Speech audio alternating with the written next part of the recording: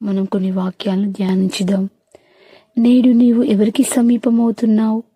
దేవుడు మనకు అనుగ్రహించే శ్రమల్లో, బాధల్లో, వేదనలో ఎవరో ఆదరిస్తారని మనుషులకు, బంధువులకు సమీపమవుతున్నావా? లేక ఆ శ్రమలను ఎదుర్కొనే శక్తినిచ్చే ప్రభు ఆత్మ అనగా ఆదరణకర్తకు సమీపమవుతున్నావా? ఈ రెండింటిలో నీవు ఏది ఎంచుకుంటున్నావు? మనము నిర్గమకాండం 33:21 చూసినట్లయితే, మరియు యెహోవా ఇదిగో నా సమీపమున ఒక స్థలం ఉన్నది, నీవు ఆ బండ మీద నిల్చోవలెను.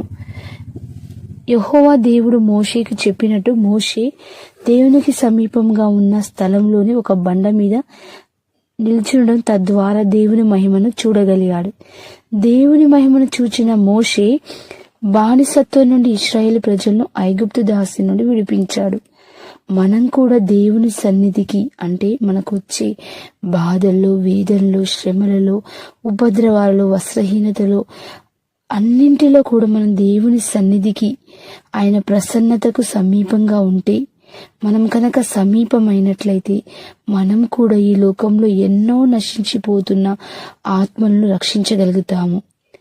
దేవుడు మనకు ఈ రోజు నుంచి ఎలాంటి బాధలైనప్పటికీ కూడా ఆయన సమీపానికి, ఆయన సమీపంలో ఉన్న స్థలంలోకి చేరుకునే కృపను, అటు భాగ్యాన్ని దేవుడు మనకు అనుగ్రహించును గాక.